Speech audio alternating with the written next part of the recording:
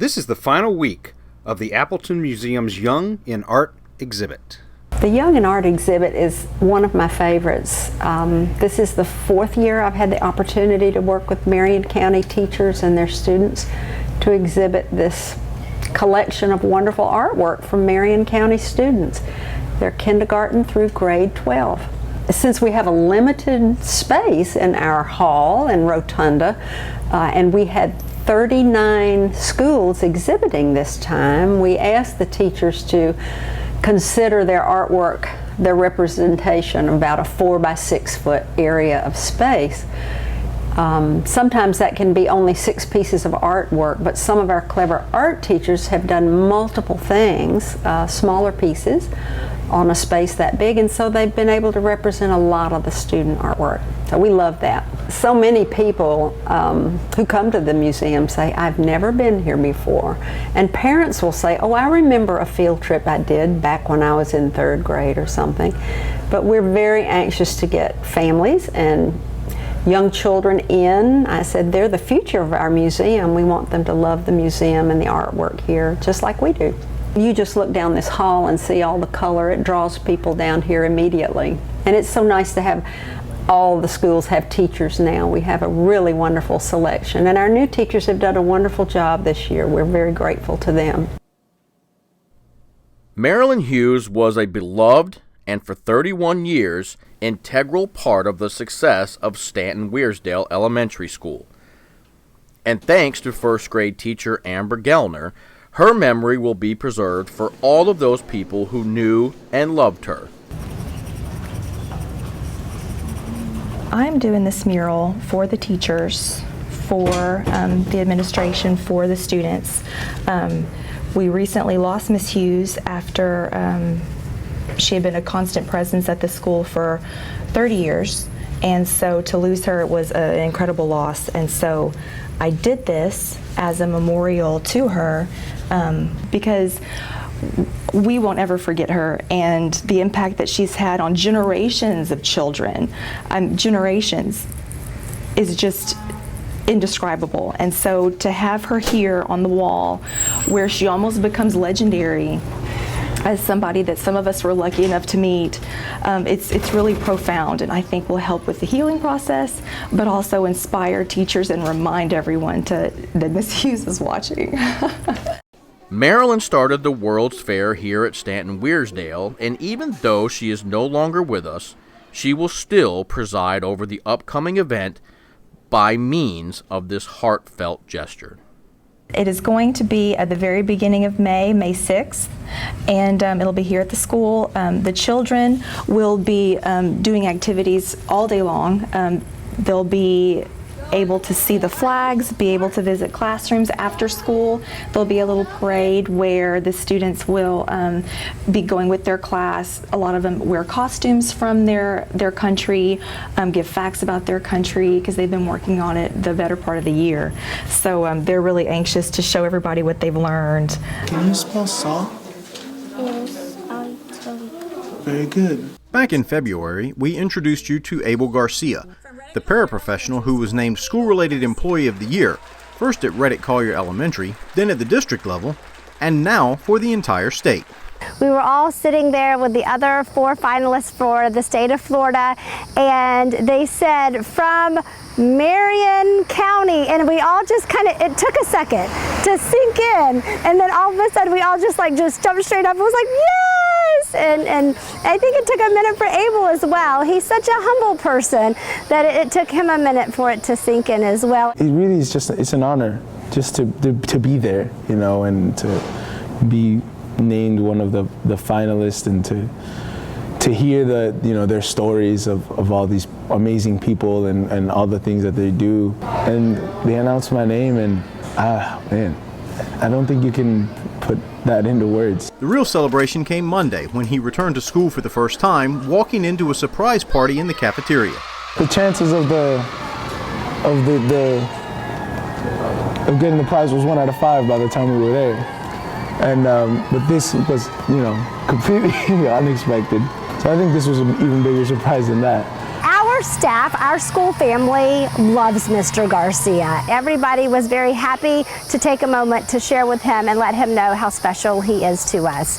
And people were like, how can I help? What can I do? I had ideas flying at me all over the place when I got here on Thursday, and everybody just pulled together and made it work, and it was perfect. I mean, it could not have been a better celebration. I was in one of the classrooms this morning, and I think, you know, in hindsight, there was some clues, but they did an amazing job.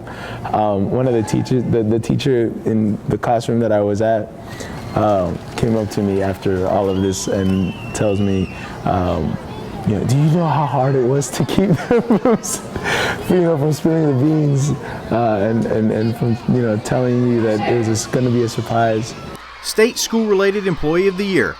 Not bad for a guy Gina Dickey found on her husband's roofing crew. When Paul came home and was telling me about Mr. Garcia, he would just talk about him as a person. And you know, you can teach people how to teach a reading program. You can teach people, you know, a schedule or expectations, but you can't teach them how to be amazing people in their heart. And that is what he is. Who he is from the inside out is amazing, and you just can't teach that. That's from within. I try to do as much as I can, you know, and wherever that may be, whether it's here at the school, at our congregation, or, you know, on the radio. I believe that if we're here to help someone. Sunday is Mother's Day, and Reddick-Collier is gearing up for it, thanks to some help from the Iron Skillet. We decided we wanted to reach out to the community as part of our family effort to show support to the community and to the children. So we baked large cookies for the children so they could take them home and decorate them for their mother. And then each child is going home with a pack of 2 cookies for themselves and a coupon to come in for a free meal. We're doing the cookies today, and then on Friday we're having muffins with moms. And so we're just celebrating our moms and our mother figures, aunts, grandmas, mother figures throughout the week.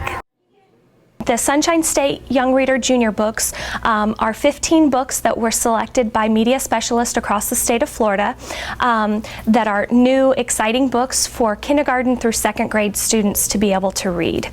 This is actually the first year that we've had Sunshine State Young Reader Junior books. So we've had Sunshine State Young Reader 3rd through 8th grade books in the past, but this is the first year for the kindergarten through 2nd grade to have an opportunity to read 15 books. And then all of our students have had an opportunity to be able to vote for their favorite Sunshine State Young Reader book. To borrow a current campaign slogan, the Sunshine State Young Readers Program is designed to make Florida read again. Slogans aren't the only thing they're borrowing from the presidential race. As the kindergarten through 2nd grade students' classes have been coming into the library, we've been reading, we've read through all of the Sunshine State Junior books with the classes, and then they've had an opportunity today to use the actual voting machines from the supervisor elections to cast their ballot for their favorite of the 15 books. This is the official voting machines that are used from the supervisor of elections. They've brought them in. They're fully automated and computerized, so it will actually have a computer-generated touch screen that the students get to touch the book that they have read and that they want to cast their vote for, and it will flash that they want to confirm their vote, and then it'll congratulate them that they have officially cast their ballot. They love it. They are so excited to be able to come in and use the actual machines that their moms and dads and grandparents and friends and family that they're casting their ballots on. There's been a lot of talk in the media with the presidential elections, so it's a great opportunity for us to tie that in a little bit in the classroom and discuss what's going on from a current events standpoint, and then tie it in with the literacy base of voting for their favorite book. Marion County Public Schools held its annual teacher recruitment fair Friday, April 29th. And from at least one future teacher standpoint, it was a great success. I've never been to a recruitment fair. I had no idea what to expect. It was wonderful. Any question I had, everybody was more than willing to help answer. I felt that I was more than prepared. All of the pre-registration was great. Everything was laid out. I knew exactly what I needed to bring. Waited maybe 5 minutes to be sent into the room to be interviewed. Went straight to the person that I had been asked to speak with, and came upstairs within 15 minutes, and it's been maybe I've been here half an hour. I anticipated coming in with all of my material, my credentials, talking to different schools, different principals about the experience I've had, and hoping to get a phone call back. Very different than how we do the hiring process where I'm from in Illinois, where it's pretty much an interview, you get called back or you don't. It was wonderful, very welcoming, very positive. I'm more than excited, had no idea, did not anticipate or expect to be hired within 20 minutes of arriving.